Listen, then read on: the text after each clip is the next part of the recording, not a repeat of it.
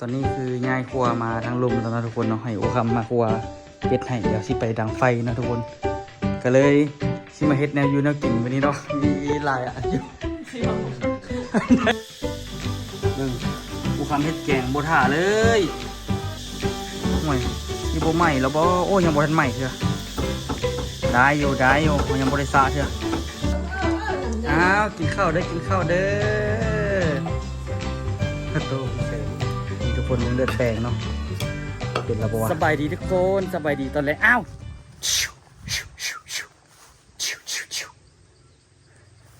กำลังสิเปิดคลิปเลยไกลมันเข้าเฮือนมื้อนี้เนาะทุกคนเนาะเฮาสิพากันเฮ็ดเลือดแปลงเป็ดกินเนาะทุกคนเนาะก็เลยแบบว่าเซาเวียกไปหัวแรงตอนนี้กะแล้วเวียกละโอ้ยแล้วเวียกนักละที่จริงคันเทคานแล้วมืดนี่โอ้กระฟุกกระฟับนี่ไวเลยทุกคนเฮ็ดน้ำอื่นนี่ค่อนข้างว่าไวเลยเนาะตอนนี้นี่กะเวียกนักกะใกล้สิแล้วเบิดละแล้วก็เหลือจากโค้งหลังคาอย่างกะจ้างเขาเจ้ามาเฮาก็ให้ก็เฮาก็ช่วยยืนไม้ยืนอย่างกะแล้วก็อาจจะไปตอกนั่นตอกนี่ก็ช่วยกันปกติแหละทุกคนเนาะว่าสิให้พ่อต้นตาลมาเฮ็ดให้เนาะก็บ่ฮู้ว่าสิได้ตอนใดเนาะเดี๋ยวไว้แล้วสิไปลมเพิ่นก่อนเวลาสิไปลมเพิ่นเบิ่งเนาะตอนนี้นี่กะนี่พอสดเอาแต่หัวแรงเลยเกี่ยมสิง่ายไหมทุกคนเกี่ยมสิง่ายไหมไปใต้ใต้แมงไหมว่าซันเด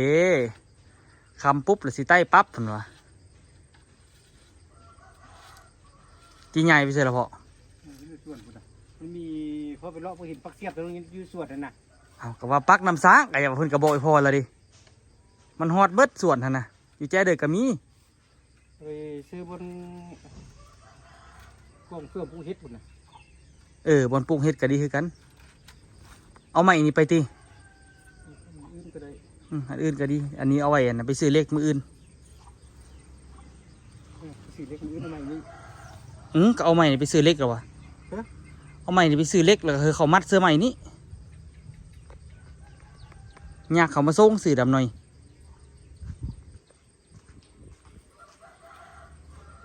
ไม่ต้นลำตีก็ไม่เห็นหรอวะก็ได้ไม่นี่ฮู้เอาใหม่นี่ไปให้อย่างไปซื้อเล็กพ่อก็ว่าไปให้ยังไงโอ้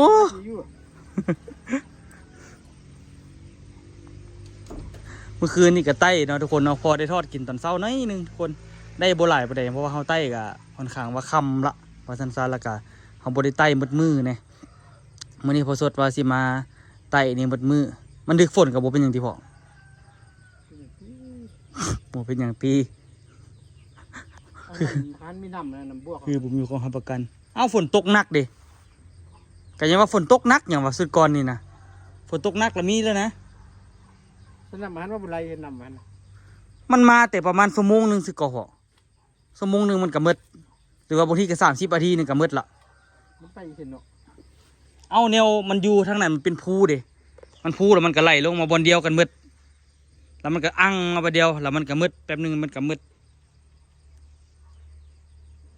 น้ำฝนมานี่ไหลตลอดก็ทุกคนน้ำห้วยนี่ก็ได้ช่วงมันไหลตลอดกับน้ำพัดวันหลายโพดรับอันนั้นอันนี้ก็เกี่ยมเห็ดอันนี้เนาะเดี๋ยวตัวสิไปเอาเลือดเป็ดแล้วก็ให้อูไปเห็ดแนวใหม่ทุกคนให้อูครัวอย่างท่าเนาะปิ้งเป็ดเลือดแปลงกินแซ่บๆบ่ได้กินตุนละ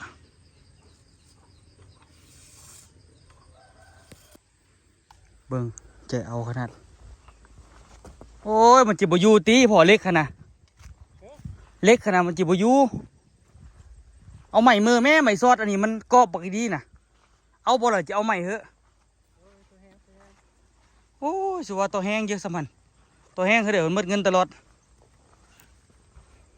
ใหม่มือมันเอาเหอะใดนะใหม่บักไก่ลายนะแห้งกับตัวแห้งซื้อเดียวนี่แหละเกลือปลาไม่ได้เกลือปลาโดนละแต่เชื่อนี่กะบุ้งว่ามีคนเกลือบ่สิกินมันเท่าไหร่จึงมาเกลือมันจะบกล้ามากินอะไรเดี๋ยวนี้กินเยอะเนาะมากินยังได้หิวนะ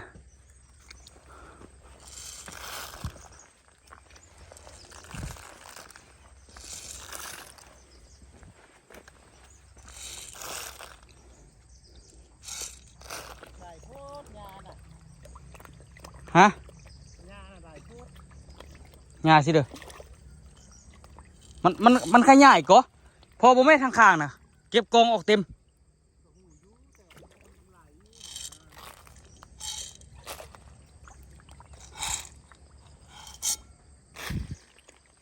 หนองปลาพอได้กินทุกคนเลย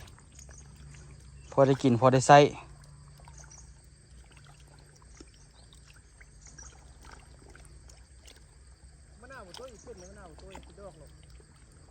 ฮะ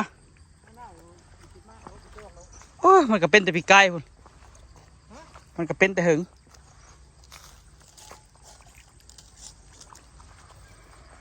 อันนี้มันคือเหลืองวะเนาะตัวนี้เนาะมันก็เยยเนี่ยเพราะว่าต้นมะนาวต้นมะนาวมันก็เยยเนี่ยตัวบอลน่ะอยู่กลางน้ำมันรู้สึกมันได้กินน้ำอิ่มที่บอกเธอสิปูผ้าอย่างมันก็รู้สึกว่าอ้อมข้างมันก็ซุ่มซื่นเลยทุกคนมันดุดขึ้นมากินก่อ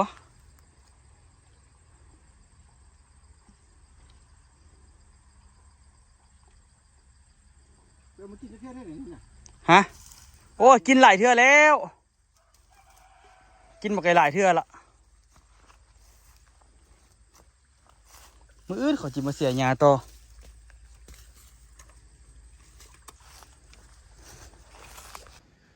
ตอนนี้คือยายครัวมาทางลมแล้วนะทุกคนเนาะให้อูคำมาครัวเป็ดให้เดี๋ยวสิไปดังไฟนะทุกคนก็เลยสิมาเฮ็ดแนวอยู่แนวกินวันนี้เนาะมีหลายอ่ะอยู่ไหนเป็ดนี่อย่างเป็นที่อย่างเจ้าวันนี้ก็เลยนะครัวเป็ดกินนะทุกคนเนาะก็เฮ็ดให้พ่อโสดกินแน่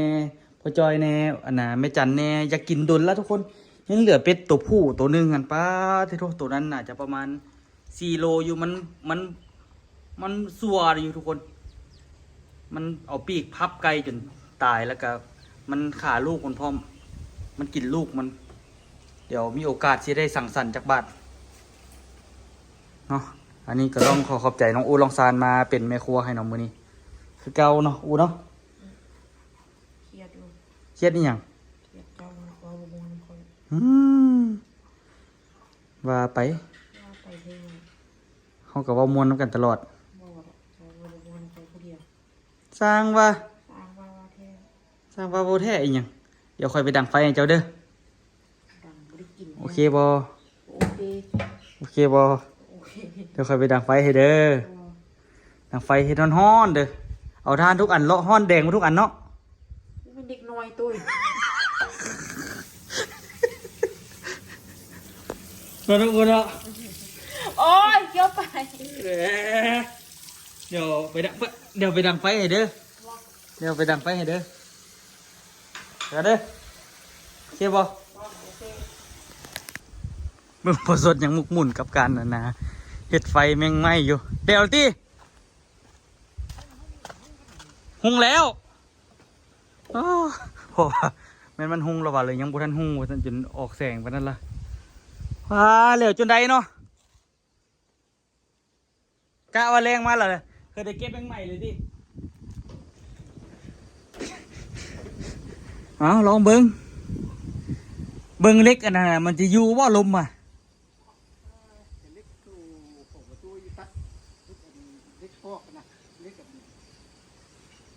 เขาใหม่มันจะอยู่ว่าหลอดไฟฮะนะ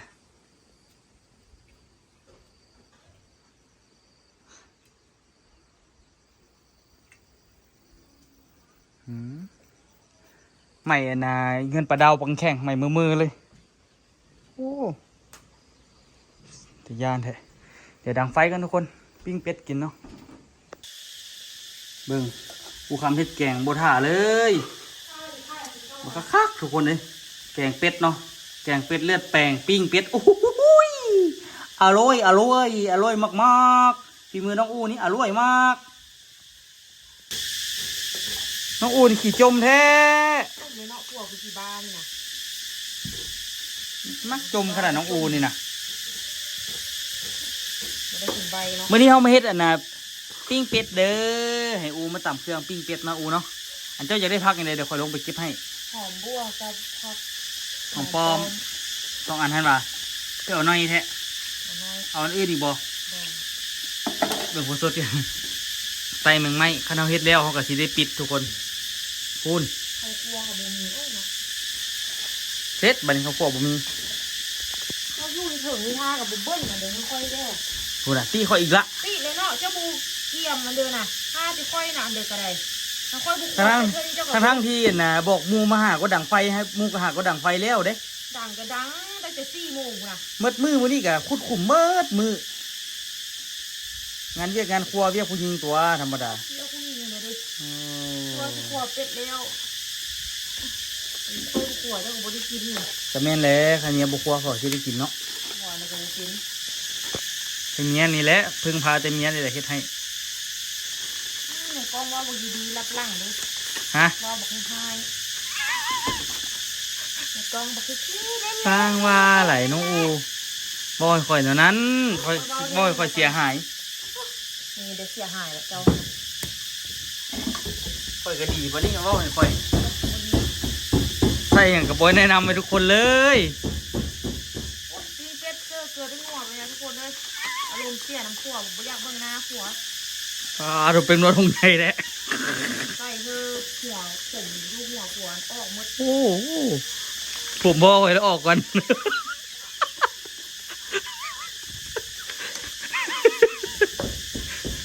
งานบุกออกแล้วออกหมด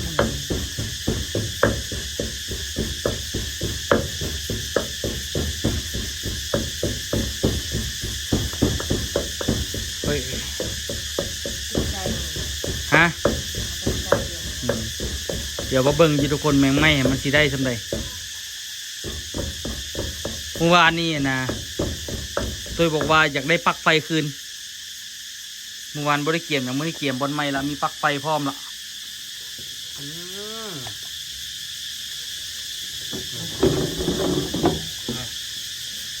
หลายอย่างหลายอันอยู่เด้อทุกคน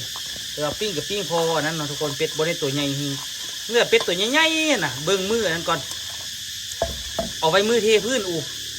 เทพื้นคันคนมาช่วยเอาเฮ็ดเป็ดให้เขาเจ้ากิน สำคัญเฮ็ดเป็ดนะ ฮะ ก็จะได้กินนะ เอากระหาคนมาช่วยตัว ค่อยสิซื้อเขาเฮ็ดเพื่อค่อย ให้ไปเฮ็ดให้ ซื้อเขาเจ้าโลกเลยค่ะ บอกสักคนมาช่วยก็ได้มือน่ะมือเทพื้นน่ะต้องได้ใช้คนหลายกว่า คนหลายว่าท่านไปถามเบิ่งเด้อขอยยันมีแต่ข่อยกับพ่อข่อยกับพ่อจอยอยู่ โอ้ยเทพื้นนั่นก็เดี๋ยวว่าต้องเป็นอันสุดท้ายสิ ฮะกระแมนอันสุดท้ายเนาะมันกระเดินอยู่เนาะเดี๋ยวที่คานแล้วจ้ะนะเดี๋ยวทุกคนเด้อ เขาเรื่องอัน ก็เศร้าไปจะไม่เฮ็ดให้บัดนี้เนาะ ว่าน่าเกิดเลยจ้ะ ฮะยังบ่ได้ไปลมเราซ้ำน่าเคยล่าวะข่อยย่านเราดุนไปแต่กะชี้ท่าเราแต่ชีวิตลมแล้วก่อนคันเราวางเมื่อใดให้เรามาก่อนแต่ว่า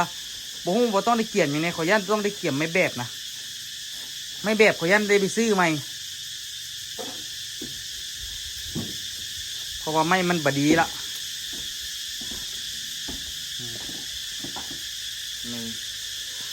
ช่วงเข้าไปช่วงเข้าไปช่วงเข้าไปหอมอยู่ที่ละอูเนาะมีเมียเฮ็ดดีมีเมียดีนี่ก็ดีเนาะ นะเจ้าเมียนั่นเมียนี่บัลลังก์กองมาสั่นทายก็สิบา เดี๋ยวเราให้ค่อยแล้วนั่น เราแบบอารมณ์บุรีนี่นะอารมณ์บุรีมาคุมให้ที่นี่ สร้างว่าหลายเมียนี่ใจให้แท้เมียนี่ ค่อยใจกว้างเขาก็อารมณ์ดีดอกเริ่มอารมณ์ดีแล้วใจง่ายเจ้ามาว่าไล่เดือนนี่นะ หวาอารมณ์ดีตอนใดอารมณ์ดีตอนจักโมง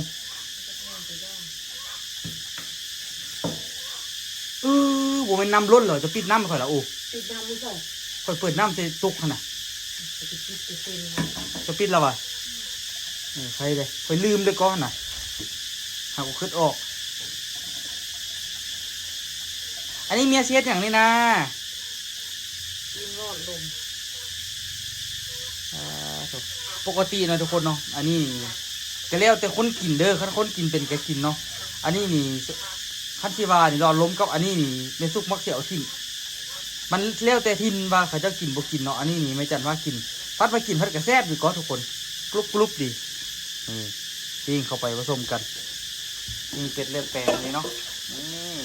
เอาสดมาสดไปซื้อเครื่อง บ่ได้ อันนี้เมียเช็ดยัง สิเฮ็ดเลือดแปลง ก็คือบอกมีตัวคอยซื้อไม้ให้เอา ไปล้างให้ได้ไหม คนนะ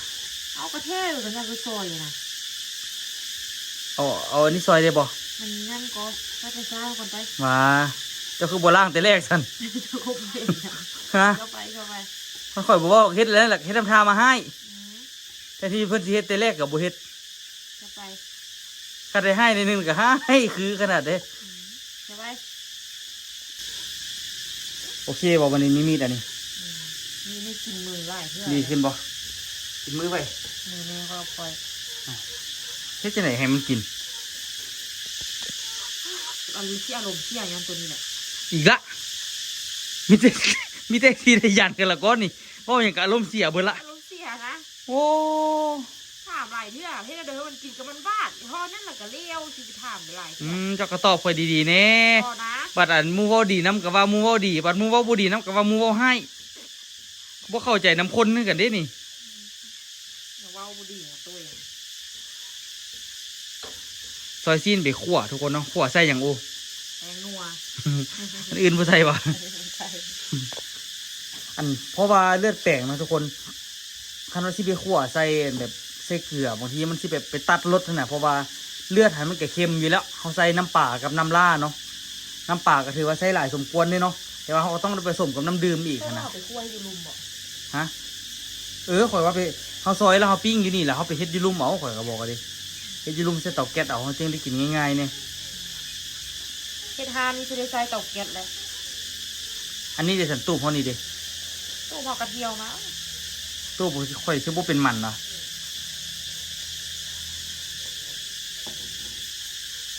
อ่ะเดี๋ยวให้อูซอยแล้วไปก่อนเนาะทุกคนไปเฮ็ดน้ำกินน้ำกัน เอาหอมมาค่อยก่อนนี่ โอเคเดี๋ยวไปเก็บหอมมาก่อนเด้อห่วยสิบ่ใหม่แล้วบ่โอ้ยังบ่ทันใหม่เถอะได้อยู่ยังบ่ได้สระเถอะไฟก็ถือว่าพอดีพองามสำนี้ได้กินอันน่ะขวดบัวในหนึงพอดีคักโอ้เนาะ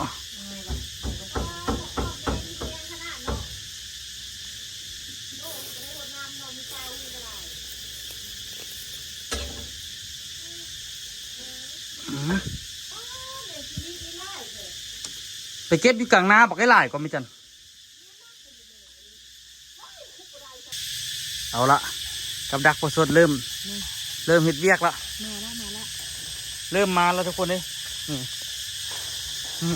ยังไม่เริ่มได้ละโอ้เมนูนไม่จันผู้ขัดปิดไฟตัวนั้นคือที่ได้หลายไป เขาให้กินแล้วเขาก็ปิดเอง บอกพอสดก่อนป้ารอเก็บไหมนี่รอเก็บใส่ถังคือที่ได้บอกให้หลาย แม่น อันนี้เอาอย่างไปครอบไปไหมยันเหยียบ เดี๋ยวไปซอกเก็บผักให้อูกัน กินอยู่ลุ่มแท้แล้วเขาปิดไฟอยู่นี่ แจ้งแล้วเราไปกินในลุม แมงไหม้เริ่มมาละเดี๋ยวมาอีกแล้วโอ้ยนี่ลนลงแล้วโอ้แมงนูนมาเต็มเลย อย่างกี้นูน เดี๋ยวมาจับเขาอีกนี่เดี๋ยวอู อู้เต็มเลย ป้ามาบักไอ้หลายป่ะนี่เซ็ตป่ะนี่บ่ได้กินข้าวแท้ เพื่อนนัดเด็กเพื่อนมันแห้งมาหรือว่ายังไงนั่นก็ยังจะลวดกับนี้ คุณนะเมื่อกี้ยังจมบอกให้เมื่อยโยเก็บผักกับบอกให้เมื่อยอยู่นี่เลยหิวโคมาได้ใส่หู เอา หัวดิเนาะ อ้าวเฮ้ย ป่ะนี่ปั๊บป่ะนี่ จังกะซี่มันตอกอันนั้นได้ ระวังเด้อ จังกะซี่อันมันตอกอันนั้นมัน สดอาบน้ำเลยนี่ไฟยึกเลยเมื่อกี้ทุกคนเนาะได้เวลาเลยเด้อได้เวลาสิกินแล้วปิ้งเป็ดนะทุกคนเนาะของแซ่บก็ค่อยๆแห่นพูละเล็กพูละน้อย แค่แล้วก็นัวๆเข้ายับเสื้อ เอาตอนใส่หน่อยเอาเข้าใส่หลายมันจึงแซ่บดีในเท่าบอกบนตูดมันไม่สิชุกอยู่บนตูดมันฮะ ตักออกแล้วปิ้งพริกมัน ตัดเอาแต่ก้นหะยองไป อันน่ะปาดพีมันออกพร้อมก้นหั่นน่ะใหญ่โพดแมงนูนมาจับเฮาพี่น่ะ แมงขี้หนู แต่ตัวน้อยเกิน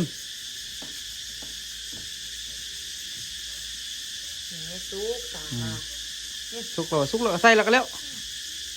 บ่แฮมกะยา แก้มไล่กับแซ่บก็เอาอันนั้นได้เป็น เฮีย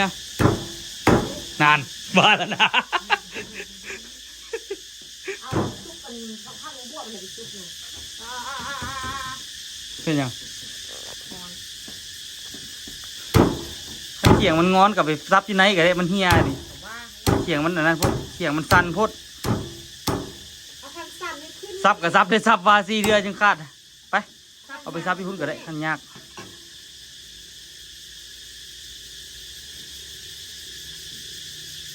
อ้าว เอาโค้งมันเป็น เฮาอันนี้แล้วล่ะเฮาอันน่ะ คุณอาบอกแม่นั่น เขาปิดไฟทั้งเบิดเลยเห็นมันไปพุ่นเบิดอันนี้มันยังมาต่อมไฟเฮาอยู่ก็นี่อ่ะซับเลยเดี๋ยวคอยไปขวานี่ท่าซุกอยู่บ่โอ้คนมันยังแดงอยู่โอ้ผู้ซุกแค่ซุกว่า ปิ้งก่อนเถอะละปิ้งเบิดเถอะละเดี๋ยวคอยเพชรเดี๋ยวคอยที่ขวาเลือดแปลงแล้วปิ้งก็ลดมันดีโพดแมวมันจะได้กินไวใส่ช่วยกันคนละไม้คนละมือไปอาศัยเตาเดียวก็ได้กินจักเทื่อ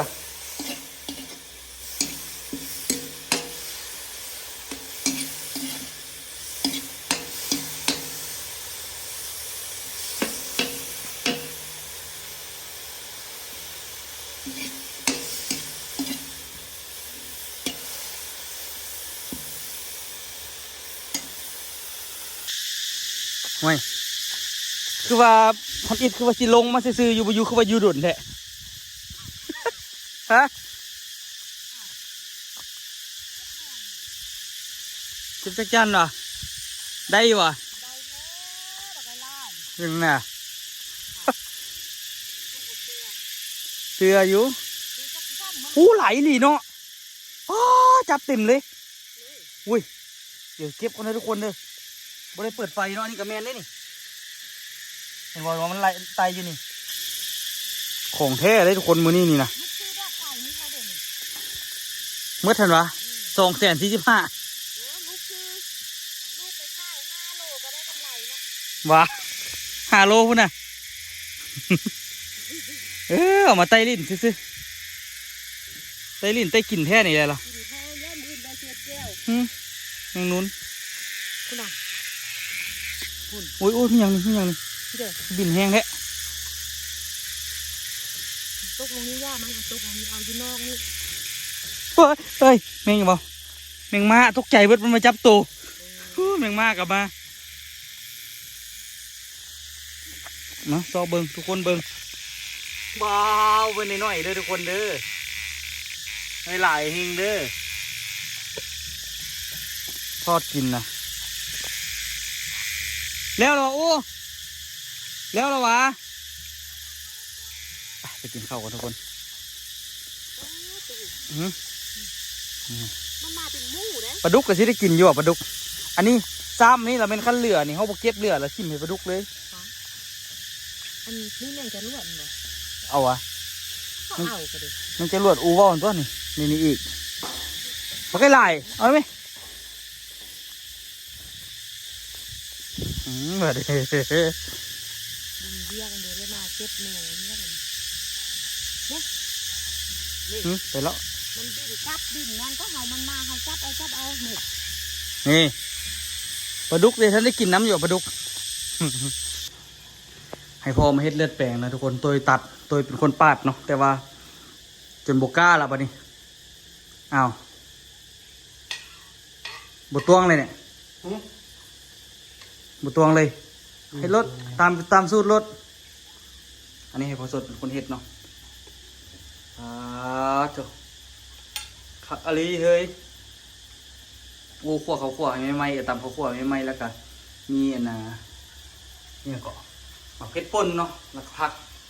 เตรียมกินเลือดแปลงทุกคน อันจะปรุงแกงเสียบหรอวะ แซ่บแล้วมีแต่อันเปิดไฟอีกบันนึงอู เปิดไฟแกงวันหนึ่งมันร้อน โอ้ สูตรพอสดนี่บ่มีสูตรตายตัวเนาะกะเอามันพอดีแล้วก็เซา ใช้วิสาการ แต่ว่าปาดรอบนี้นี่ตัวว่าเป็นแน่นอนเพราะว่าตัวปาดเลือดกับตัวแบบโอเคอยู่สุดนี่ ทั้งโปรแกรมกับปิดนี่ดูแค่หัวเป็นกับซีมเบิ้งมันพอดีเดี๋ยวก็เป็นกินกับเป็น ชิมลายไปคุณนะเป็นเลยเค็มอยู่ไปเดี๋ยวไปกินเลือดแปลงกันทุกคน อย่างเดิ อ้าวกินข้าวเด้อกินข้าวเด้อโตวงเสงนี่ทุกคนมึงเลือดแปลงเนาะเป็นระบวะยังบ่ทันเป็นเจียวเร็ว มันเข้มไหลตั้งไปดุนมันหนึ่ง อ้าวที่นั้น ปรุงใหม่ กับบ่เข้มบ่ได้เลยล่ะเป็นน้ำเพิ่นเอาเลือดหน่อยพุ่นบ่ คือแค่น้ำปลาไหล ข้อให้มันจัง เอาข้าวน่ะค่ะ อืม ดูไป5ตัวอยู่เนี่ย บอกจริงเจียว มันเป็นเลือดแปลง เรื่องเป็นเรือมันเห็ดก็ยังเป็นอยู่นะ แม่เราพวกเขาเป็น ไป อืม ใจมันก็ เรากินข้าวเด้อ เข้าตรงบิ๊กเอาผสมใจบุกน้ำปลาปิดใหญ่ก็ ปิ้งเป็ดทุกคนเนาะอันนี้คือตอนเป็ดขาเป็ด เจียวเอาน้ำซึ่งอุ่นน้ำมันจริง กิน เขาเคยกินอยู่อ่ะ เราไปจับยังไหม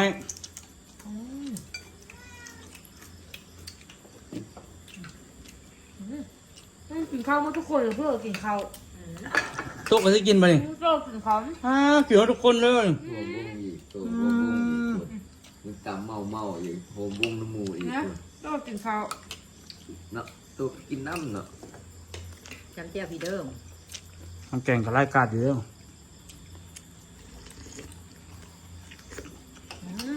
ม กินเป็นนี่ก็ไล่กาดอยู่เด้อ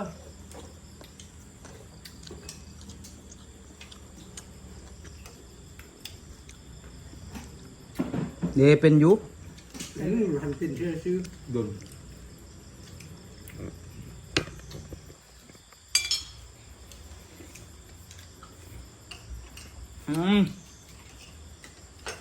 มีมะพร้าว มันกับพอดีเลยบอก มีมะพร้าวกับปีขนาดล่างมือตัว มันกับพอดีเลยบริเข้มหรอกก็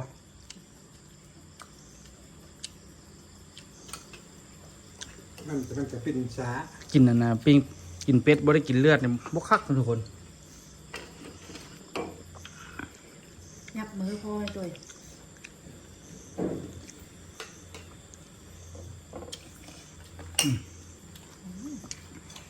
เดี๋ยวไปเก็บแมงไม้ต่อเนาะ เข้ากันทุกคน มาเด้อต้นตาลเด้อยึกเลยตาลเอ้ยคุณนะเอาเทเอาว่าเอานิดนึงอึ๊บนิดนึง กินข้าวตัวมัวชิโด คุยกะปิกัดเข้าไป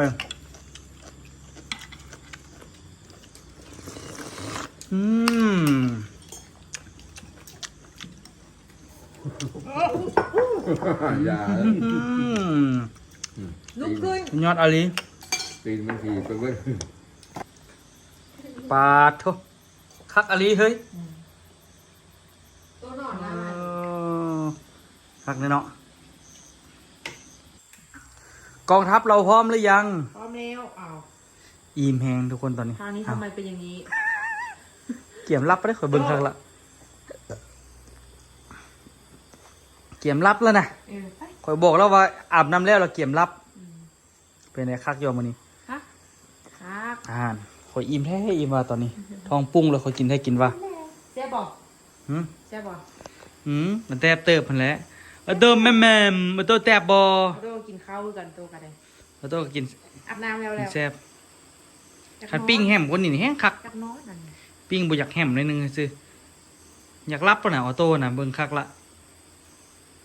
มื้ออื่นนี่เนาะทุกคนเนาะกะกะว่าน่าจะได้กอขึ้น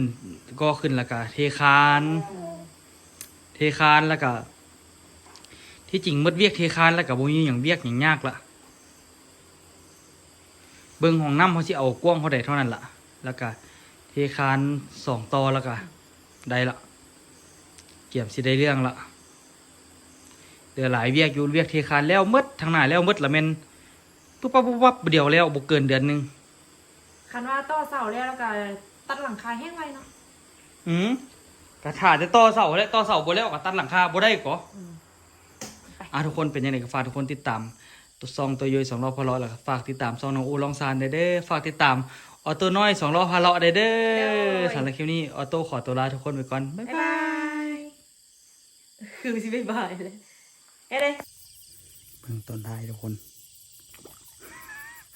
ตัวเอานะไฟแมงไหม้ไฟร้อนแมงไหม้มาใส่หนองปลาดุกเลยแล้วตัวก็เอาผักตบออกเบิดคืนแท้นะนี่หวานปากเลยปลาดุกนะบ่หลับบ่นอนให้ปลาดุกมื้อนี้แมงไหม้จนสิเบิดเอาไปเอามาเพราะว่ามันไปตอมแล้วมันกินเบิดนะแมงไหม้จนสิบ่เหลือลนลงน้ำคือตายคักเลยเอาแมงไหม้อยู่3 นาทีให้มันกินเลยกินหมดทุกตัวเรียบร้อยสุดโหด บ่ต้องเกลือเข้าแล้วนี่นะทุกคนเด้แค่เลยตัวบ่ต้องเกลือเข้าเลยที่จริงตัวเคยอยากเอาดอกไฟมาใต้แต่ดนแล้วเด้แต่บ่มีโอกาสได้เอามาจักเทื่อเวียกหลายโหด